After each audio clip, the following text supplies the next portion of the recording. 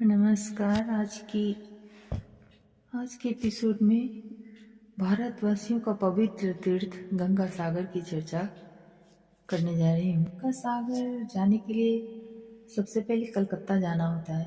Delhi railway station से कालका mail और नई दिल्ली से राजधानी एक्सप्रेस।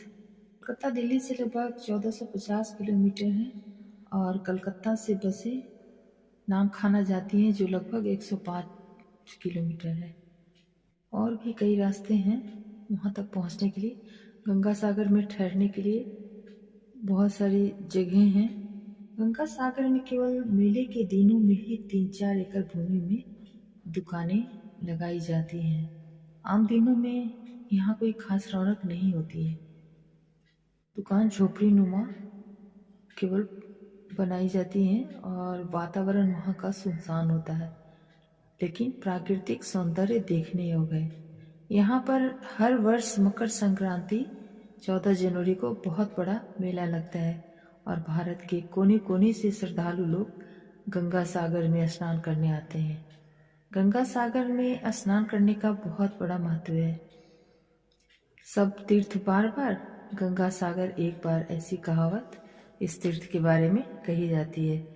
गंगा सागर बंगाल की दक्षिण सीमा में बंगाल की खाड़ी के तट पर सुंदर वन द्वीप समूह है। यह 24 परगना का दक्षिण भाग है। प्राचीन काल में इसे पतालोक कहा जाता था। भगवान कपिल देव का आश्रम यहीं पर था। पौराणिक कथा के अनुसार राजा सागर ने अश्वमेध यज्ञ किया था और अपने 60,000 पुत्रों को अश्वमेध के घोड़े की रक्षा के लिए भेजा था। इंद्र देवता ने छल कपट से यज्ञ का घोड़ा चुरा लिया और भगवान कपिल देव के आश्रम में लाकर बांध दिया। भगवान कपिल देव ने अपनी तपस्या में लीन थे, इसलिए उनको इंद्र के आने और घोड़ा बांधकर चले जाने का कुछ पता नहीं चला। राजा सागर के 60,000 पुत्र घोड़े को तलाश करते हुए कपिल देव के आश्रम में पहुंचे और घोड़ा वहां बंधा देखकर कपिल देव को बुरा भला कहने लगे कि तुमने हमारा घोड़ा चुराया है और अब डर के मारे अपनी आंखें बंद कर ली हैं। उनका शोर सुनकर भगवान कपिल देव का ध्यान टूट गया और उन्होंने क्रोधित होकर अपनी आंखें खोली। उनकी क्रोधाग्नि से सागर के 60,000 पुत्र जलकर राख हो गए। राजा सागर ने अपने पोते अंशुमान को यज्ञ के घोड़े तथा अपने 60,000 पुत्रों को ढूंढने के लिए भेजा। अंशुमान उन्हें ढूंढता हुआ कपिल देव के आश्रम में पहुंचा और वहां घोड़ा बंधा देखा। उसने कपिल देव से प्रणाम करके पूछा कि मेरे 60,000 चाचा इस घोड़े की रक्षा करने आए थे, उनका क्या हुआ? कपिल देव ने कहा कि उन्होंने मुझे चोर समझकर बुरा भला कहा, वे मेरी क्रोध अग्नि से जलकर राख हो गए। अंशुमान ने पूछा कि उनका उद्धार कैसे होगा? कपिल देव ने कहा कि गंगा का स्वर्ग लोक से भूलोक में अवतरण होकर यहाँ आने पर ही उनका उद्धार हो सकता है। तुम यह घोड़ा लेकर अयोध्या चले जाओ। अंशुमान घोड़ा लेकर अयोध्या आया और अपने दादा राजा सागर को उनके 60,000 पुत्रों की विनाश लीला का वृतांत सुनाया। राजा सागर बहुत दुखी हुए और राजपाट त्याग कर गंगा की खोज में निकल पड़े, परंतु गंगा नहीं मिली। राजा सागर की मृत्यु के पश्चात उसके पोते राज अंशुमान और अंशुमान के पश्चात उनके पुत्र राजा दलीप ने गंगा की खोज की, परंतु वे भी गंगा का पता नहीं लगा सके। तत्पश्चात राजा दलीप के पुत्र भागीरथ ने महादेव की उपासना करके उन्हें प्रसन्न किया और गंगा का पता पूछा।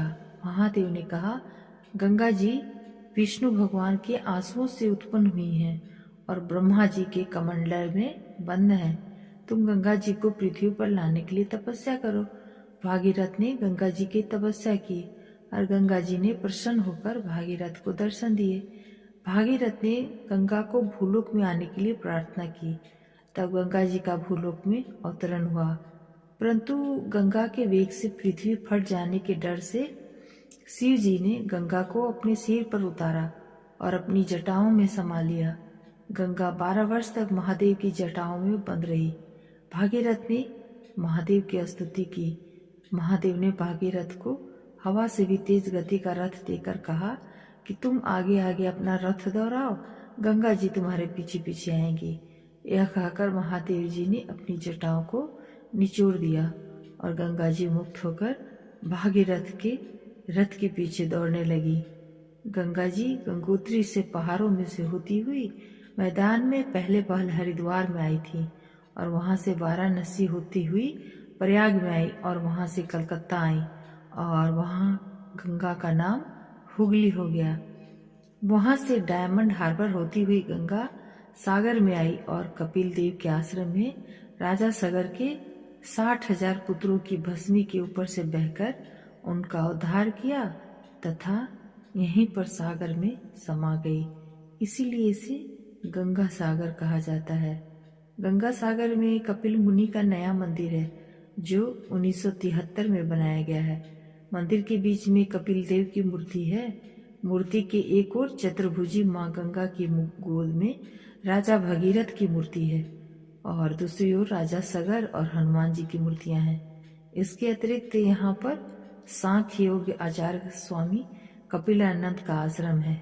महादेव का मंदिर, योगेंद्र मठ, शिव शक्ति महानिर्वाण आश्रम तथा भारत सेवाश्रम संघ का विशाल मंदिर है।